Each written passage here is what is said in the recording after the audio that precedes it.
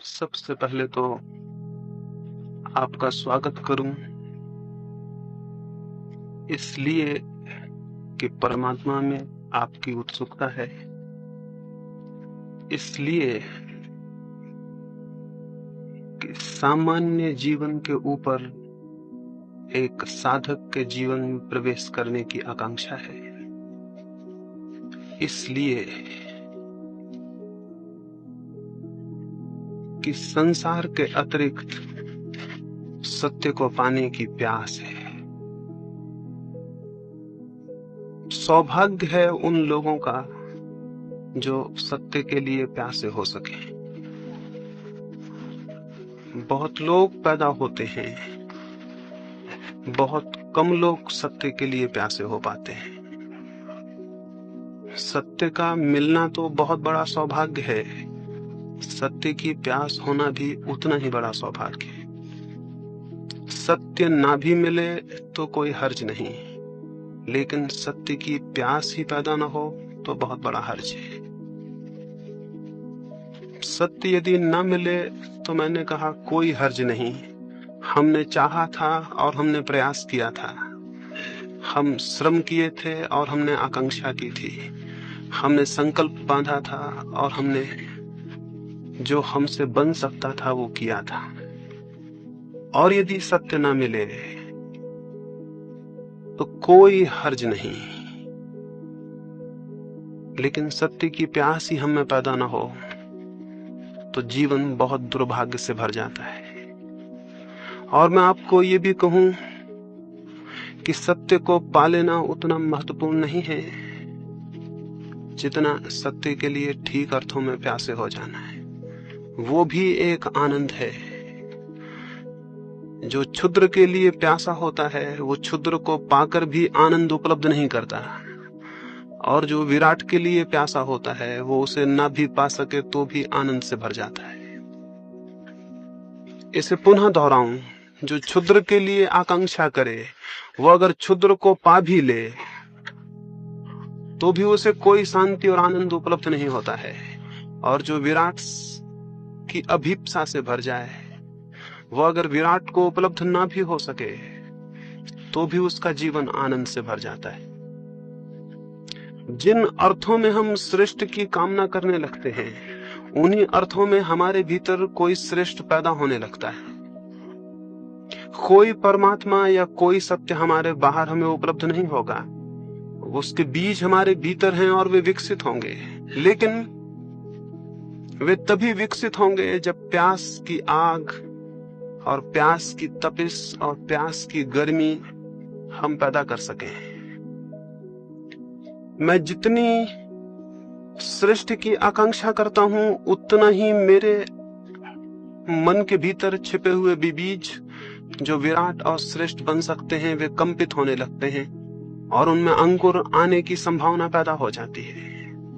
जब आपके भीतर कभी ये ख्याल भी पैदा हो कि परमात्मा को पाना है, जब कभी ये ख्याल भी पैदा हो कि शांति को और सत्य को उपलब्ध करना है, तो इस बात को स्मरण रखना कि आपके भीतर कोई बीज अंकुर होने को उत्सुक हो गया है। इस बात को स्मरण रखना आपके भीतर कोई दबी हुई आकांक्षा जाग रही है। इस बात को स्मरण रखना कि कुछ महत्वपूर्ण आंदोलन आपके भीतर हो रहा है, उस आंदोलन को हमें संभालना होगा, उस आंदोलन को सहारा देना होगा। क्योंकि बीज अकेला अंकुर बन जाए इतना ही काफी नहीं है, और भी बहुत सी सुरक्षाएं जरूरी हैं। और बीज अंकुर बन जाए इसके लिए बीज की क्षमता काफी नहीं है, और बहुत सी सुविधाएं भी जरूरी हैं। जमीन पर बहुत बीज पैदा होते हैं लेकिन बहुत कम बीज वृक्ष बन पाते हैं। उनमें क्षमता थी, वे विकसित हो सकते थे, और एक एक बीज में फिर करोड़ों करोड़ों बीज लग सकते थे। एक छोटे से बीज में इतनी शक्ति है कि एक पूरा जंगल उससे पैदा हो जाए।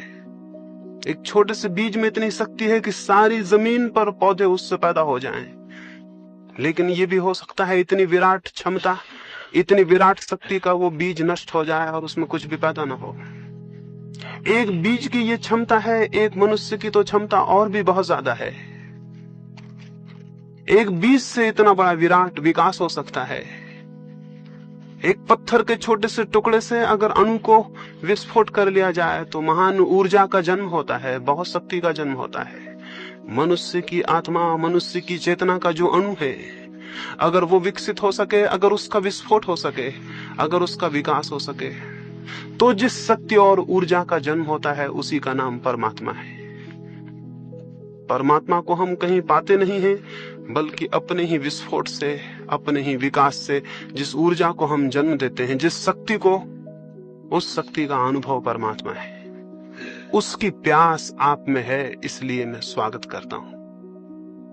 लेकिन इससे कोई ये ना समझे कि आप यहां इकट्ठे हो गए हैं तो जरूरी हो कि आप प्यासे ही हों। आप यहां इकट्ठे हो सकते हैं मात्र एक दर्शक की भांति भी। आप यहां इकट्ठे हो सकते हैं एक मात्र सामान्य जिज्ञासा की भांति भी। आप यहां इकट्ठे हो सकते हैं एक कुतूहल के कारण भी, लेकिन कुतूहल से कोई द्वार नहीं खुलते। और जो ऐसे ही दर्शक की भांति खड़ा हो, उसे कोई रहस्य उपलब्ध नहीं होते। इस जगत में जो भी पाया जाता है उसके लिए बहुत कुछ चुकाना पड़ता है। इस जगत में जो भी पाया जाता है उसके लिए बहुत कुछ चुकाना पड़ता है। कुतूहल कुछ भी नहीं चुकाता, इसलिए कुतूहल कुछ भी नहीं पा सकता है। कुतूहल से कोई साधना में प्रवेश नहीं करता। अकेली जिज्ञासा नहीं, मुमुक्षा, एक गहरी प्यास। कल संध्या में किसी से कह रहा था, अगर एक मरुस्थल में आप हों और पानी आपको न मिले और प्यास बढ़ती चली जाए और वो घड़ी आ जाए कि आप अब मरने को हैं और अगर पानी नहीं मिलेगा तो आप जी नहीं सकेंगे। अगर कोई उस वक्त आपको कहे कि हम ये पानी देते हैं, लेकिन पानी देके हम जान ले लेंगे आपकी, यानी जान के मूल्य पर हम पानी देते हैं, आप उसको भी लेने को राजी हो जाएंगे, क्योंकि मरना तो है। प्यासे मरने की बजाय तृप्त होकर मर जाना बेहतर है। उतनी जिज्ञासा, उतनी आकांक्षा जब आपके भीतर पैदा होती है तो उस जिज्ञासा और आकांक्षा के दबाव में आपके भीतर का बीज टूटता है और उसमें से अंकुर निकलता है। बीज ऐसे ही नहीं टूट जाते हैं, उनको दबाव चाहिए, उनको बहुत दबाव चाहिए, बहुत उत्ताप चाहिए, तब उनकी सख्त खोल टूटती है और उसके भीतर से कोमल पौधे का जन्म होता है। हम सबके भीतर भी बहुत सख्त खोल है और जो भी उस खोल के बाहर आना चाहते हैं अकेले कुतूहल से नहीं आ सकेंगे। इसलिए स्मरण रखें, जो मात्र कुतूहल से इकट्ठे हुए हैं वे मात्र कुतूहल को लेकर वापस लौट जाएंगे, उनके लिए कुछ भी नहीं हो सकेगा। जो दर्शक की भांति इकट्ठे हों वे दर्शक की भांति ही वापस लौट जाएंगे, उनके लिए कुछ भी नहीं हो सकेगा। इसलिए प्रत्येक अपने भीतर पहले तो यह ख्याल कर ले उसमें प्यास है। प्रत्येक अपने भीतर ये विचार कर ले वो प्यासा है। इसे बहुत स्पष्ट रूप से अनुभव कर ले वो सच में परमात्मा में उत्सुक है। उसकी कोई उत्सुकता है सत्य को, शांति को, आनंद को उपलब्ध करने के लिए? अगर नहीं है तो वो समझे कि वो जो भी करेगा उस करने में कोई प्राण नहीं हो सकते, वो निष्प्राण होगा। और तब फिर उस निष्प्राण चेष्टा का अगर कोई फल ना हो तो साधना जिम्मेवार नहीं होगी, आप स्वयं जिम्मेवार होंगे। इसलिए पहली बात अपने भीतर अपने प्यास को खोजना और उसे स्पष्ट कर लेना है। आप सच में कुछ पाना चाहते हैं,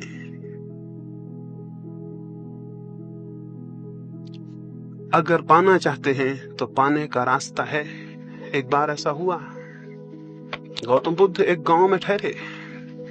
एक व्यक्ति ने उनको आके कहा कि आप रोज कहते हैं कि हर एक व्यक्ति मोक्ष पा सकता है, लेकिन हर एक व्यक्ति मोक्ष पा क्यों नहीं लेता है? बुद्ध ने कहा, मेरे मित्र एक काम करो, संध्या को गांव में जाना और सारे लोगों से पूछ के आना वे क्या पाना चाहते हैं। एक फेरिस्त बनाओ, हर एक का नाम लिखो और उसके सामने लिख लाना उनकी आकांक्षा क्या है। वो आदमी गांव में गया, उसने जाके पूछा, उसने एक एक आदमी को पूछा। थोड़े से लोग थे उस गांव में, उन सब ने उत्तर दिए। वो सांझ को वापस लौटा, उसने बुद्ध को आके वो फेरिस्त दी। बुद्ध ने कहा, इसमें कितने लोग मोक्ष के आकांक्षी हैं? वो बहुत हैरान हुआ, उसमें एक भी आदमी ने अपनी आकांक्षा में मोक्ष नहीं लिखाया था। बुद्ध ने कहा हर एक आदमी पा सकता है ये मैं कहता हूं, लेकिन हर एक आदमी पाना चाहता है ये मैं नहीं कहता। हर एक आदमी पा सकता है ये बहुत अलग बात है, और हर एक आदमी पाना चाहता है ये बहुत अलग बात है। अगर आप पाना चाहते हैं तो ये आश्वासन माने, अगर आप सच में पाना चाहते हैं तो इस जमीन पर कोई ताकत आपको रोकने में समर्थ नहीं है, और अगर आप नहीं पाना चाहते तो इस जमीन पर कोई ताकत आपको देने में भी समर्थ नहीं है। तो सबसे पहली बात, सबसे पहला सूत्र जो स्मरण रखना है वो ये कि आपके भीतर एक वास्तविक प्यास है। अगर है तो आश्वासन माने कि रास्ता मिल जाएगा, और अगर नहीं है तो कोई रास्ता नहीं है। आपकी प्यास आपके लिए रास्ता बनेगी। दूसरी बात जो मैं प्रारंभिक रूप से यहां कहना चाहूं वो ये है, बहुत बार हम प्यासे भी होते हैं किन्हीं बातों के लिए, लेकिन हम आशा से भरे हुए नहीं होते हैं। हम प्यासे होते हैं लेकिन आशा नहीं होती। हम प्यासे होते हैं लेकिन निराश होते हैं, और जिसका पहला कदम निराशा में उठेगा उसका अंतिम कदम निराशा में समाप्त होगा। इसे भी स्मरण रखें, जिसका पहला कदम निराशा में उठेगा उसका अंतिम कदम भी निराशा में समाप्त होगा। अंतिम कदम अगर सफलता और सार्थकता में जाना है तो पहला कदम बहुत आशा में उठना चाहिए। तो इन 3 दिनों के लिए आपसे कहूंगा, यूं तो पूरे जीवन के लिए कहूंगा, एक बहुत आशा से भरा हुआ दृष्टिकोण। क्या आपको पता है बहुत कुछ इस पर निर्भर करता है आपके चित्त का? क्या आप आशा से भर के किसी काम को कर रहे हैं या निराशा से? अगर आप पहले से निराश हैं तो आप अपने ही हाथ से उस डगाल को काट रहे हैं जिस पर आप बैठे हुए हैं। तो मैं आपको ये कहूं, साधना के संबंध में बहुत आशा से भरा हुआ होना बड़ा महत्वपूर्ण है। आशा से भरे हुए होने का मतलब यह है कि अगर इस जमीन पर किसी भी मनुष्य ने सत्य को कभी पाया है, अगर इस जमीन पर मनुष्य के इतिहास में कभी भी कोई मनुष्य आनंद को और चरम शांति को उपलब्ध हुआ है, तो कोई भी कारण नहीं है कि मैं उपलब्ध क्यों नहीं हो सकूंगा। उन लाखों लोगों की तरफ मत देखें जिनका जीवन अंधकार से भरा हुआ है और जिन्हें कोई आशा और कोई किरण और कोई प्रकाश दिखाई नहीं पड़ता। उन थोड़े से लोगों को इतिहास में देखें जिन्हें सत्य उपलब्ध हुआ है। उन बीजों को मत देखें जो वृक्ष नहीं बन पाए और सड़ गए और नष्ट हो गए। उन थोड़े से बीजों को देखें जिनने विकास को उपलब्ध किया और जो परमात्मा तक पहुंचे। और स्मरण रखें कि उन बीजों को जो संभव हो सका वो प्रत्येक बीज को संभव है। एक मनुष्य को जो संभव हुआ है वो प्रत्येक दूसरे मनुष्य को संभव है।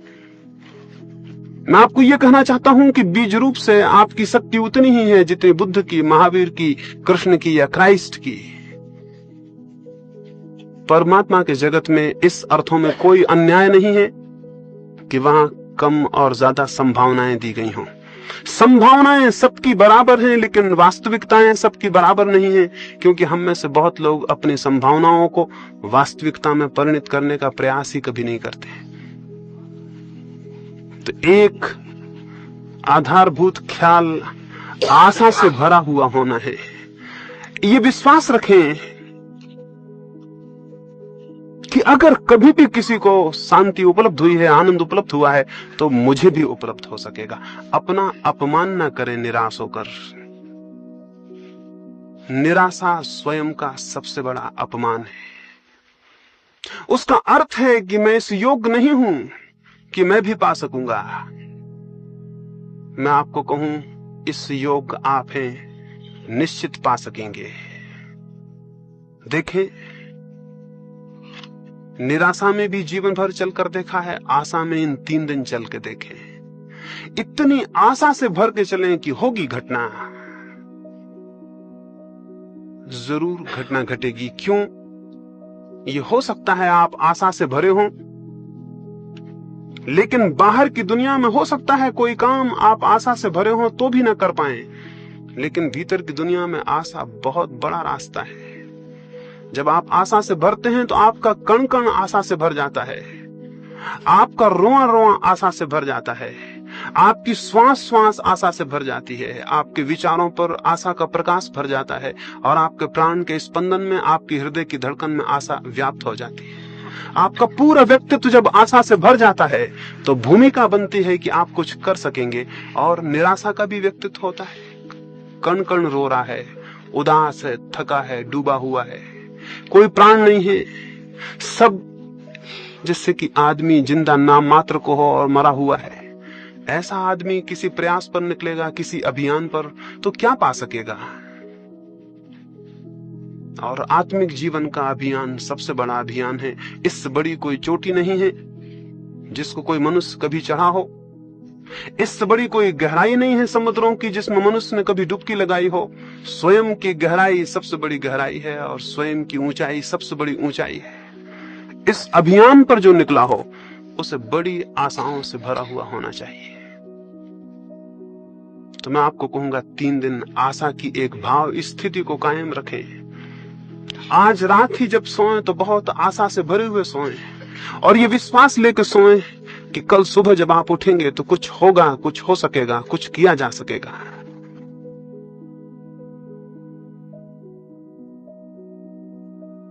दूसरी बात मैंने कही, आशा का एक दृष्टिकोण।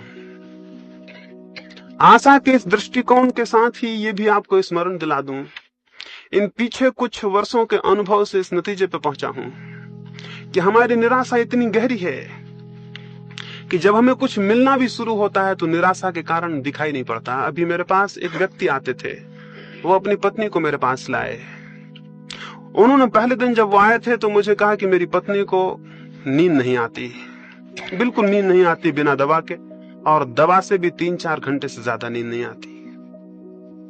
और मेरी पत्नी भयभीत है, अनजाने भय उसे परेशान किए रहते हैं। घर के बाहर निकलती है तो डरती है, घर के भीतर होती है तो डरती है कि मकान ना गिर जाए। अगर पास में कोई ना हो तो घबराती है कि अकेले में कहीं मृत्यु ना हो जाए, इसलिए पास में कोई होना ही चाहिए।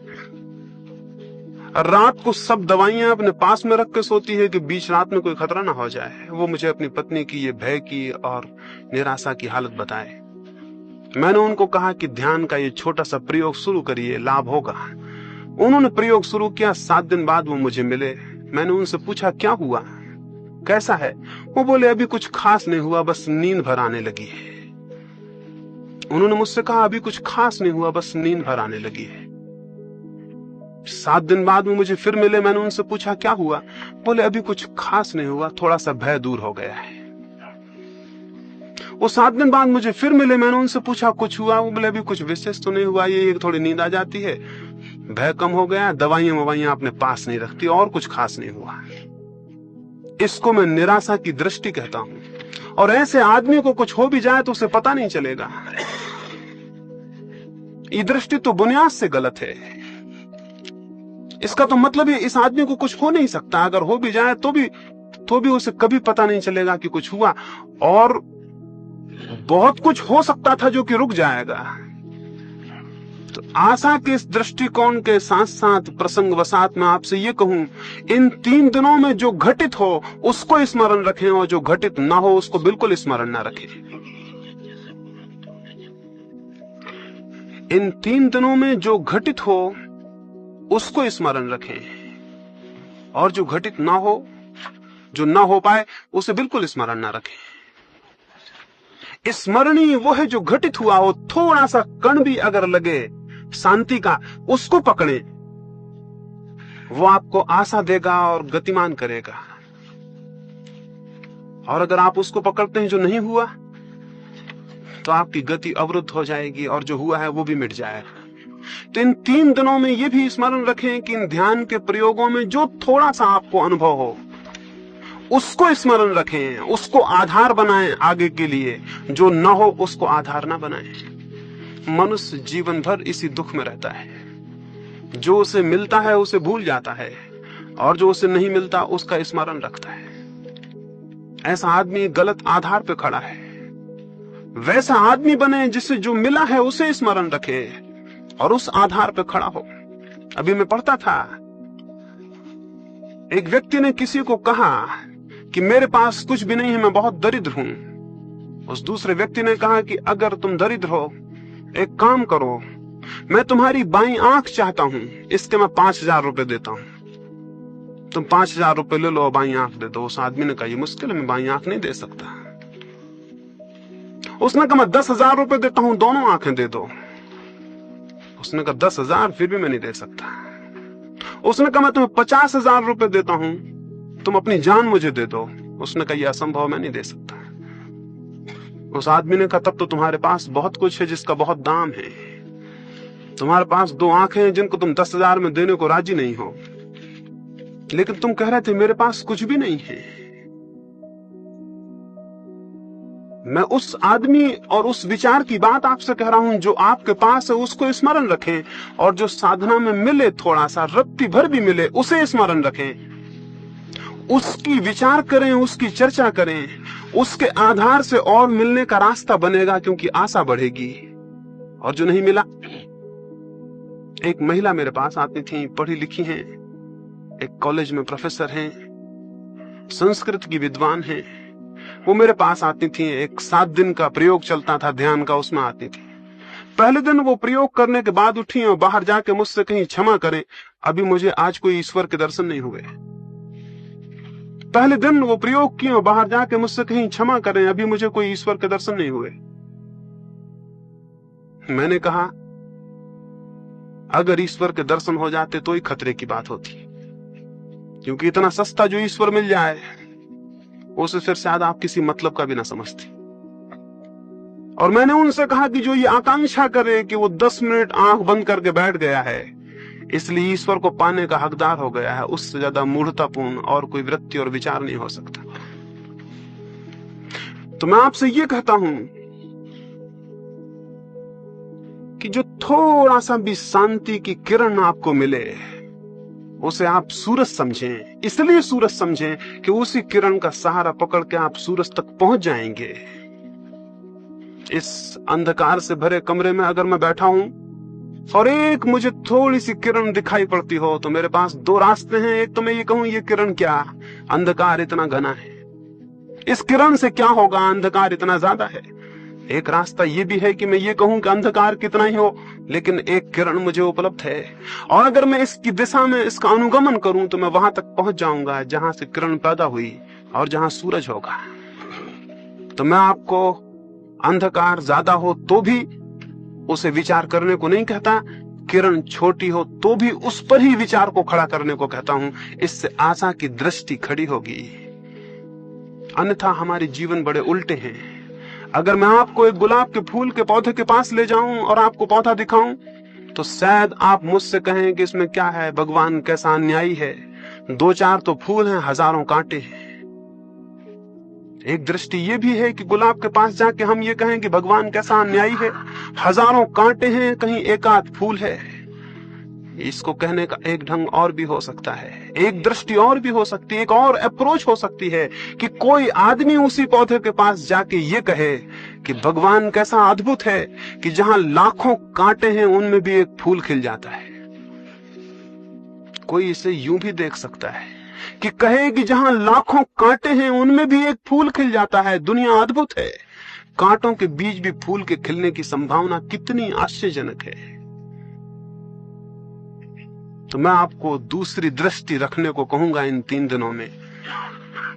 छोटी सी भी आशा की जो भी झलक आपको मिले साधना में, उसको आधार बनाएं, उसको संबल बनाएं। तीसरी बात,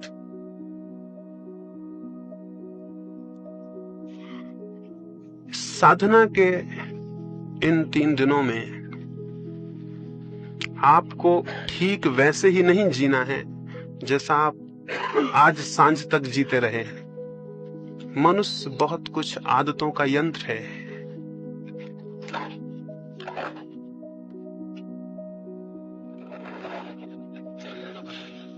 तो ठीक चल रहा है, कुछ ना करो। और अगर मनुष्य अपनी पुरानी आदतों के घेरे में ही चले तो साधना की नई दृष्टि खोलने में उससे बड़ी कठिनाई हो जाती है। तो थोड़े से परिवर्तन करने को मैं आपसे कहूंगा। एक परिवर्तन तो मैं आपसे ये कहूंगा कि इन 3 दिनों में आप ज्यादा बातचीत ना करें। बातचीत इस सदी की सबसे बड़ी बीमारी है, और आपको पता नहीं कि आप कितनी बातें कर रहे हैं। सुबह से सांझ तक, जब तक आप जाग रहे हैं, बातें कर रहे हैं। या तो किसी से कर रहे हैं, अगर फिर कोई मौजूद नहीं है तो अपने भीतर खुद से ही कर रहे हैं।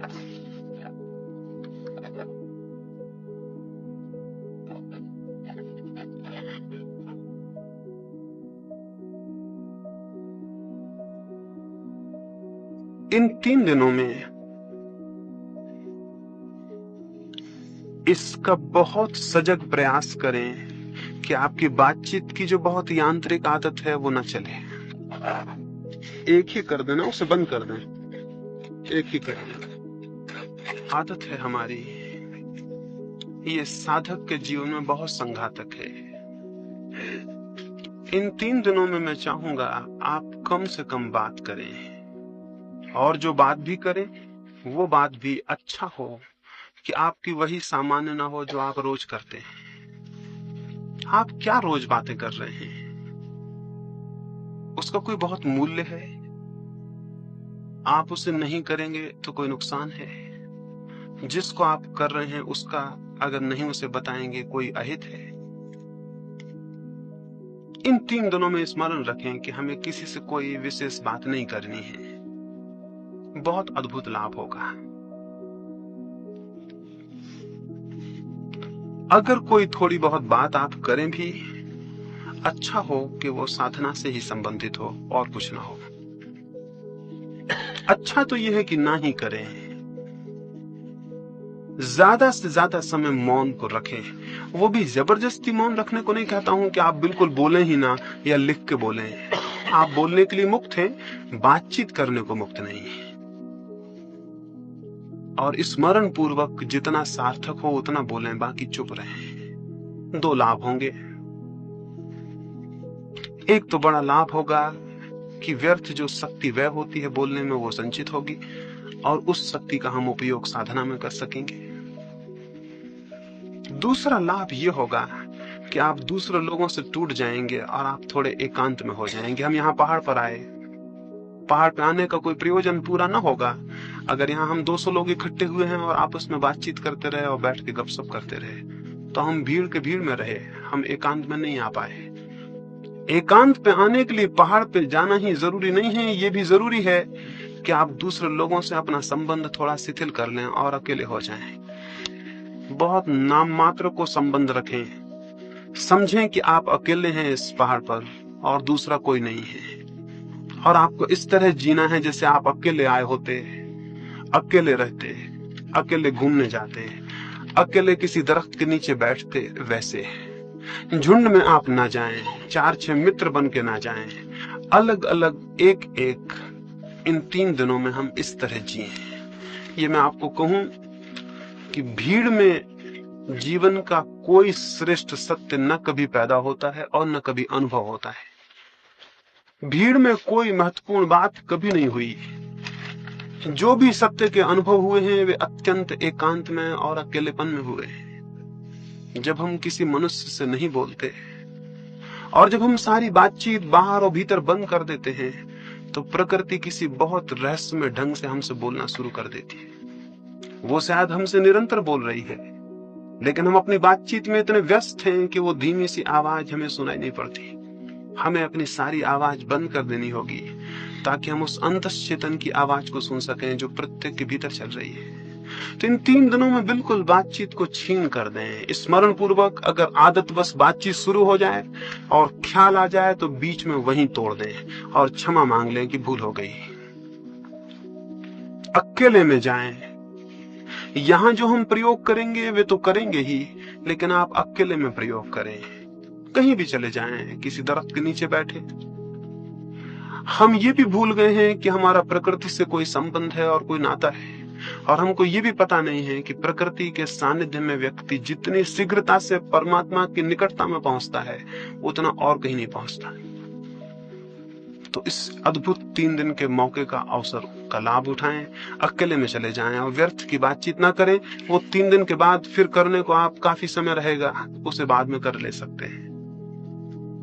इस तीसरी बात को स्मरण रखें कि अधिकतर 3 दिन मौन में एकांत में और अकेले में बिताने हैं। सब साथ हों तो भी अकेले में ही हम बिता रहे हैं। साधना का जीवन अकेले का जीवन है। हम यहाँ इतने लोग हैं, हम ध्यान करने बैठेंगे तो लगेगा समूह में ध्यान कर रहे हैं, लेकिन सब ध्यान वैयक्तिक है, समूह का कोई ध्यान नहीं होता। बैठे जरूर हम यहाँ इतने लोग हैं, लेकिन हर एक भीतर जब अपने जाएगा तो अकेला रह जाएगा।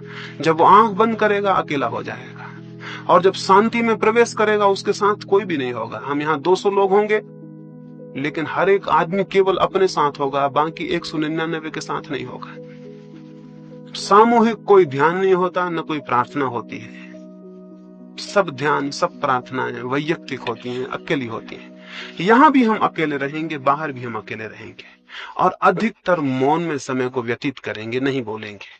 इतना ही काफी नहीं है कि नहीं बोलेंगे, अंतस में भी स्मरण रखेंगे कि व्यर्थ की जो निरंतर बकवास चल रही है भीतर आपके, आप खुद ही बोल रहे हैं, खुद ही उत्तर दे रहे हैं, उसे भी शिथिल रखेंगे, उसे भी छोड़ेंगे।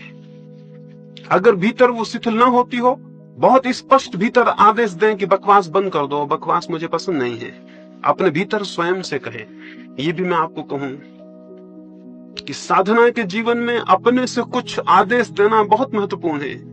कभी आदेश दे के देखें, अकेले में बैठ जाएं, अपने मन को कह दें कि बकवास बंद, मुझे ये पसंद नहीं है, और आप हैरान होंगे कि एक झटके से बातचीत भीतर टूटेगी। 3 दिन स्मरण पूर्वक भीतर आदेश दे दें कि बातचीत मुझे नहीं करनी है, आप 3 दिन में पाएंगे कि अंतर पड़ा है और क्रमशः भीतर की बातचीत बंद हुई है। 5वीं बात, कुछ शिकायतें हो सकती हैं, कोई तकलीफ हो सकती है, 3 दिन उसका कोई ख्याल नहीं करेगा। कोई छोटी मोटी तकलीफ हो, अड़चन हो, उसका कोई ख्याल नहीं करेगा।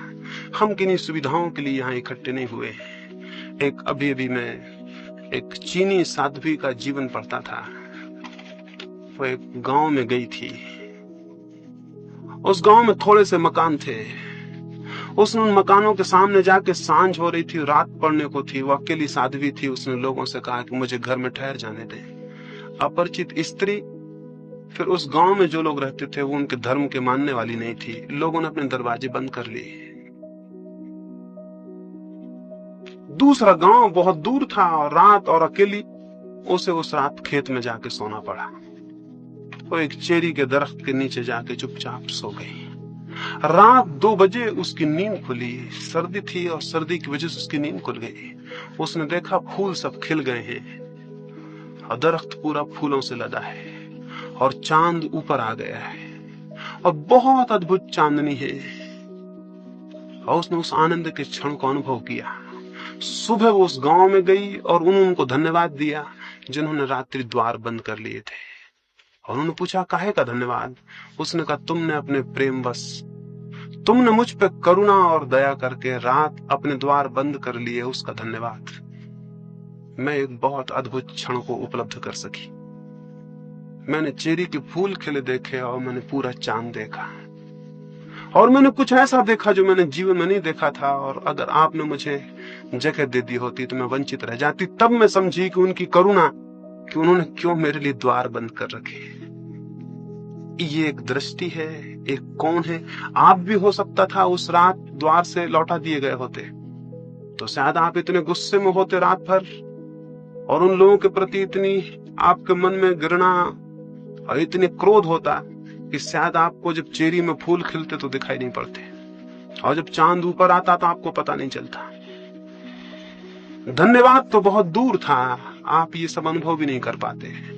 जीवन में एक और स्थिति भी है जब हम प्रत्येक चीज के प्रति धन्यवाद से भर जाते हैं। साधक स्मरण रखें कि उन्हें इन 3 दिनों में प्रत्येक चीज के प्रति धन्यवाद से भर जाना है। जो मिलता है उसके लिए धन्यवाद, जो नहीं मिलता उससे कोई प्रयोजन नहीं। उस भूमिका में अर्थ पैदा होता है, उस भूमिका में भीतर एक निश्चिंतता पैदा होती है, एक सरलता पैदा होती है। और अंतिम रूप से एक बात और, इन 3 दिनों में हम निरंतर प्रयास करेंगे अंतस प्रवेश का, ध्यान का, समाधि का। उस प्रवेश के लिए एक बहुत प्रगाढ़ संकल्प की जरूरत है। प्रगाढ़ संकल्प का यह अर्थ है, हमारा जो मन है उसका एक बहुत छोटा सा हिस्सा, जिसको हम चेतन मन कहते हैं, उसी में सब विचार चलते रहते हैं।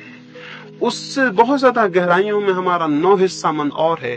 अगर हम मन के 10 खंड करें तो एक खंड हमारा कॉन्शस है, चेतन है, 9 खंड हमारे अचेतन और अनकॉन्शस है।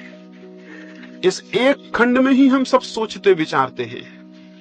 9 खंडों में उसकी कोई खबर नहीं होती, 9 खंडों में उसकी कोई सूचना नहीं पहुंचती।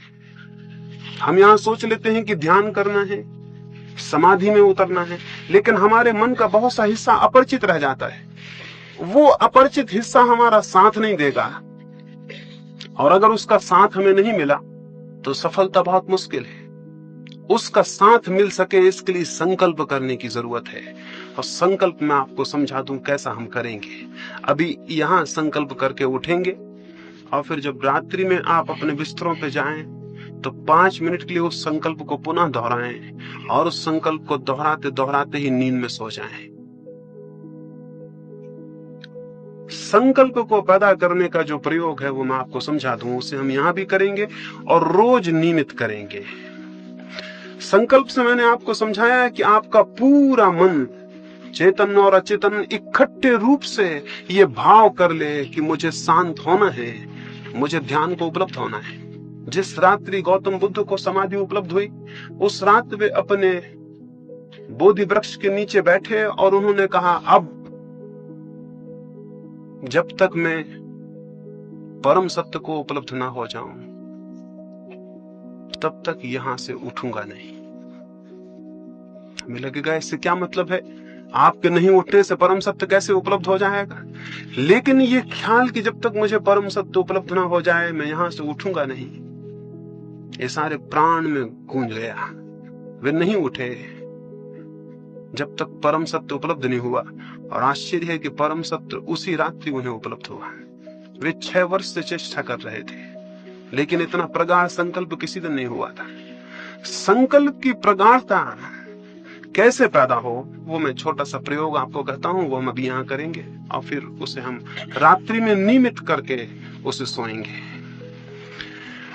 अगर आप अपनी सारी श्वास को बाहर फेंक दें और फिर श्वास को अंदर ले जाने से रुक जाएं, क्या होगा? अगर मैं अपनी सारी श्वास बाहर फेंक दूं और फिर नाक को बंद कर लूं और श्वास को भीतर न जाने दूं तो क्या होगा? क्या थोड़ी देर में मेरे सारा प्राण उस श्वास को लेने को तड़फने नहीं लगेगा? क्या मेरा रोआ रोआ और मेरे शरीर के जो लाखों कोष्ठ हैं वो मांग नहीं करने लगेंगे कि हवा चाहिए, हवा चाहिए? जितनी देर में रोकूंगा उतना ही मेरे गहरे अचेतन का हिस्सा पुकारने लगेगा, हवा चाहिए। जितनी देर में रोके रहूंगा उतनी ही मेरे प्राण के नीचे के हिस्से भी चिल्लाने लगेंगे, हवा चाहिए। अगर मैं आखिरी क्षण तक रोके रहूं तो मेरा पूरा प्राण मांग करने लगेगा, हवा चाहिए। क्योंकि ये सवाल आसान नहीं है कि ऊपर का हिस्सा ही कहे। अगर जीवन और मृत्यु का सवाल है तो नीचे के हिस्से भी पुकारेंगे कि हवा चाहिए। इस क्षण की स्थिति में जबकि पूरे प्राण हवा को मांगते हो, तब आप अपने मन में ये संकल्प सतत दोहराएं कि मैं ध्यान में प्रवेश करके रहूंगा। उन क्षणों में जब आपके पूरे प्राण श्वास मांगते हो, तब आप अपने मन में ये भाव दोहराते रहें कि मैं ध्यान में प्रवेश करके रहूंगा। ये मेरा संकल्प है कि मैं ध्यान में प्रवेश करके रहूंगा। उस वक्त आपका मन ये दोहराता रहे। उस वक्त आपके प्राण श्वास मांग रहे होंगे और आपका मन ये दोहराएगा। जितनी गहराई तक प्राण कंपित होंगे उतनी गहराई तक आपका ये संकल्प प्रविष्ट हो जाएगा। और अगर आपने पूरे प्राण कंपित हालत में इस वाक्य को दोहराया तो ये संकल्प प्रगाढ़ हो जाएगा। प्रगाढ़ का मतलब ये है कि वो आपके अचेतन अनकॉन्शियस माइंड तक प्रविष्ट हो जाए। इसे हम रोज ध्यान के पहले भी करेंगे, रात्रि में सोते समय भी आप इसे करके सोएंगे। इसे करेंगे फिर सो जाएंगे। जब आप सोने लगेंगे तब भी आपके मन में ये सतत ध्वनि बनी रहे कि मैं ध्यान में प्रविष्ट होकर रहूंगा, ये मेरा संकल्प है। कि मुझे ध्यान में प्रवेश करना है। ये वचन आपके मन में गूंजता रहे और गूंजता रहे, और आप कब सो जाएं आपको पता ना पड़े। सोते समय चेतन मन तो बेहोश हो जाता है और अचेतन मन के द्वार खुलते हैं। अगर उस वक्त आपके मन में ये बात गूंजती रही तो ये अचेतन परतों में प्रविष्ट हो जाएगी और आप इसका परिणाम देखेंगे। इन 3 दिनों में ही परिणाम देखेंगे। संकल्प को प्रगाढ़ करने का उपाय आप समझे। उपाय है सबसे पहले धीमे धीमे पूरी सांस भर लेना, पूरे प्राणों में, पूरे फेफड़ों में सांस भर जाए जितनी भर सके। जब सांस पूरी भर जाए तब भी मन में ये भाव गूंजता रहे कि मैं संकल्प करता हूं कि ध्यान में प्रविष्ट होकर रहूंगा। ये वाक्य गूंजता ही रहे। फिर श्वास बाहर फेंकी जाए तब भी ये वाक्य गूंजता रहे कि मैं संकल्प करता हूं कि मैं ध्यान में प्रवेश करके रहूंगा। ये वाक्य दोहरता रहे। फिर सांस फेंकते जाएं बाहर। एक घड़ी आएगी आपको लगेगा आप श्वास भीतर बिल्कुल नहीं है, तब भी थोड़ी है, उसे भी फेंकें और वाक्य को दोहराते रहें। आपको लगेगा आप बिल्कुल नहीं है, तब भी है, आप उसे भी फेंकें। आप घबराएं ना, आप पूरी सांस कभी नहीं फेंक सकते हैं। यानी इसमें घबराने का कोई कारण नहीं, आप पूरी सांस कभी फेंक ही नहीं सकते हैं। इसलिए जितना आपको लगे कि आप बिल्कुल नहीं है, उस वक्त भी थोड़ी है, उसको भी फेंकें। जब तक आपको बने उसे फेंकते जाएं और मन में ये गूंजता रहे कि मैं संकल्प करता हूं कि मैं ध्यान में प्रवेश करके रहूंगा। ये अद्भुत प्रक्रिया है। इसके माध्यम से आपके अचेतन परतों में विचार प्रविष्ट होगा, संकल्प प्रविष्ट होगा और उसके परिणाम आप कल सुबह से ही देखेंगे। तो एक तो संकल्प को प्रगाढ़ करना है, उसको अभी हम जब अलग होंगे यहां से तो उस प्रयोग को करेंगे। उसको 5 बार करना है, यानी 5 बार श्वास को फेंकना और रोकना है और 5 बार निरंतर उस भाव को अपने भीतर दोहराना है। जिनको कोई हृदय की बीमारी हो या कोई तकलीफ हो वो उसे बहुत ज्यादा तेजी से नहीं करेंगे, उसे बहुत आहिस्ता करेंगे, जितना उनको सरल मालूम पड़े और तकलीफ न मालूम पड़े। ये जो संकल्प की बात है, इसको मैंने कहा कि रोज रात्रि को इन 3 दिनों में सोते समय करके सोना है। सोते वक्त जब बिस्तर पर आप लेट जाएं, इसी भाव को करते करते क्रमशः नींद में विलीन हो जाना है। ये संकल्प की स्थिति अगर हमने ठीक से पकड़ी और अपने प्राणों में उस आवाज को पहुंचाया तो परिणाम होना बहुत सरल है और बहुत बहुत आसान। ये थोड़ी सी बातें आपको आज कहनी थी। इनमें जो प्रासंगिक जरूरतें हैं वो मैं समझता हूं आप समझ गए होंगे। जैसा मैंने कहा कि बातचीत नहीं करनी है, स्वाभाविक है कि आपको अखबार, रेडियो इनका उपयोग नहीं करना है, क्योंकि वो भी बातचीत है। मैंने आपसे कहा मौन में और एकांत में होना है। इसका स्वाभाविक मतलब हुआ कि जहां तक बने साथियों से दूर रहना है। जितनी देर हम यहां मिलेंगे वो अलग, भोजन के लिए जाएंगे वो अलग, वहां भी आप बड़े मौन से, बड़ी शांति से भोजन करें। वहां भी सन्नाटा हो जिससे पता ना चले कि आप वहां हैं। यहां भी आए तो सन्नाटे में और शांति में आए। देखें 3 दिन शांत रहने का प्रयोग क्या परिणाम लाता है।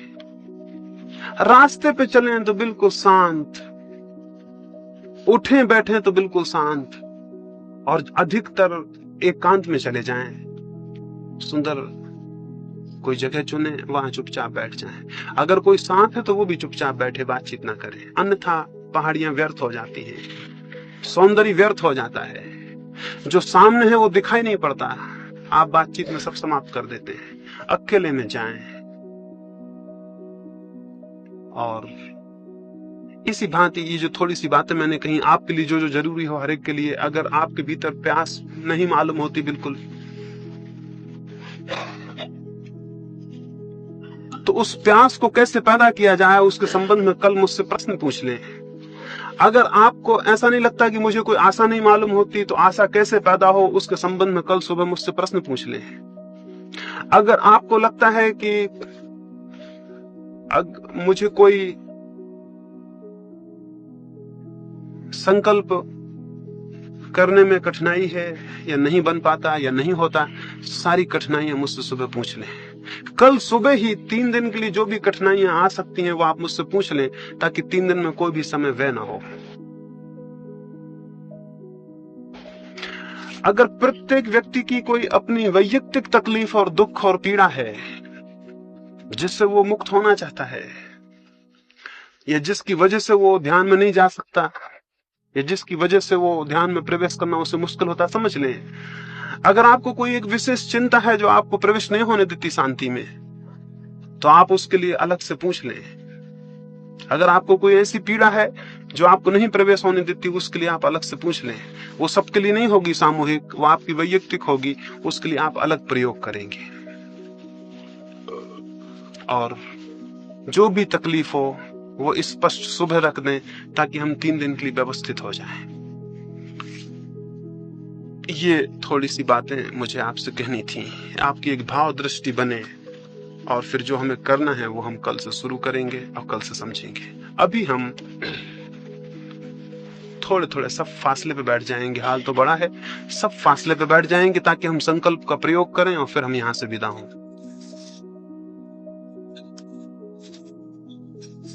ऐसे झटके से नहीं, बहुत आहिस्ता आहिस्ता पूरा फेफड़ा भर लेना है। जब आप फेफड़ों को भरेंगे तब आप स्वयं अपने मन में दोहराते रहेंगे कि मैं संकल्प करता हूं कि मैं ध्यान में प्रवेश करके रहूंगा। इस वाक्य को आप दोहराते रहेंगे। फिर जब श्वास पूरी भर जाए आखिरी सीमा तक, तब उसे थोड़ी देर रोकें और अपने मन में ये दोहराते रहें। घबराहट बढ़ेगी, मन होगा बाहर फेंक दें, तब भी थोड़ी देर रोकें और इस वाक्य को दोहराते रहें। फिर श्वास को धीरे धीरे बाहर निकालें, तब भी वाक्य दोहरता रहे। फिर सारी श्वास बाहर निकालते जाएं, आखिरी सीमा तक लगे तब भी निकाल दें, तब भी वाक्य दोहरता रहे। फिर अंदर जब खाली हो जाए, उस खालीपन को रोकें, श्वास को अंदर न लें, फिर दोहरता रहे वाक्य अंतिम समय तक। फिर धीरे धीरे श्वास को अंदर लें। ऐसा 5 बार। एक बार का मतलब हुआ एक दफा अंदर लेना और बाहर छोड़ना, एक बार। इस तरह 5 बार क्रमशः धीरे धीरे सब करें। जब 5 बार कर चुके हैं तब बहुत आहिस्ता से रीढ़ को सीधा रख के ही फिर धीमे धीमे श्वास लेते रहें और 5 मिनट विश्राम से बैठे रहें। ऐसा कोई 10 मिनट हम यहाँ प्रयोग करें। फिर चुपचाप सारे लोग चले जाएंगे, बातचीत का स्मरण रखेंगे, अभी से उसको शुरू कर देना है। शिविर शुरू हो गया इस अर्थों में। सोते समय फिर इस प्रयोग को 5-7 दफा करें, जितनी देर आपको अच्छा लगे। फिर सो जाएं। सोते समय सोचते हुए सोएं उसी भाव को कि मैं शांत होकर रहूंगा, ये मेरा संकल्प है। और नींद आपको पकड़ ले और आप उसको सोचते रहें। लाइट बुझाते हैं।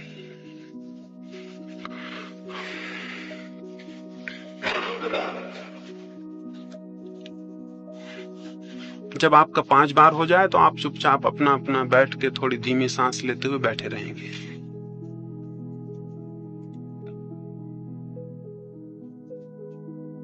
रीढ़ सीधी कर लें, सारे शरीर को आराम से छोड़ दें। रीढ़ सीधी हो और शरीर आराम से छोड़ दें। आंख बंद कर लें, बहुत शांति से श्वास को अंदर लें और जैसा मैंने कहा वैसा प्रयोग 5 बार करें।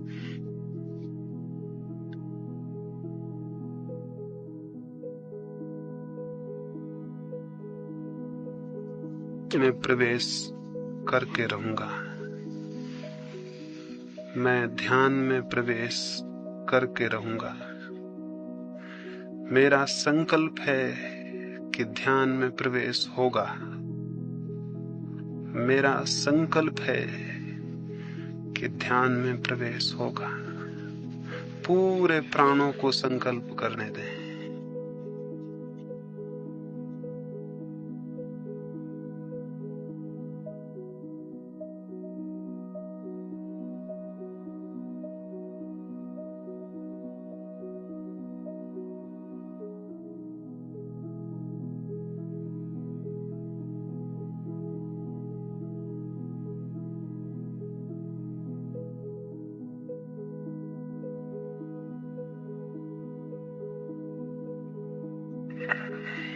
कि ध्यान में प्रवेश होगा। पूरे प्राण में ये बात गूंज जाए, ये अंतश्चेतन तक उतर जाए।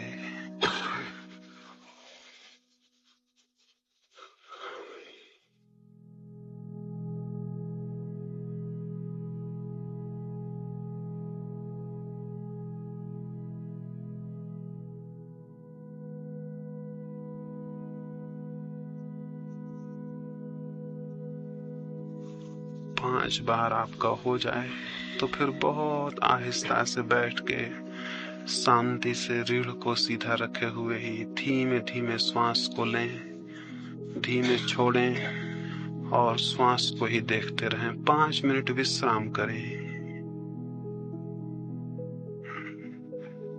उस विश्राम के समय में जो संकल्प हमने किया है वो और गहरे अपने आप डूब जाएगा। 5 बार संकल्प कर लें, फिर चुपचाप बैठ के श्वास को देखते रहें 5 मिनट तक और बहुत धीमी श्वास लें। फिर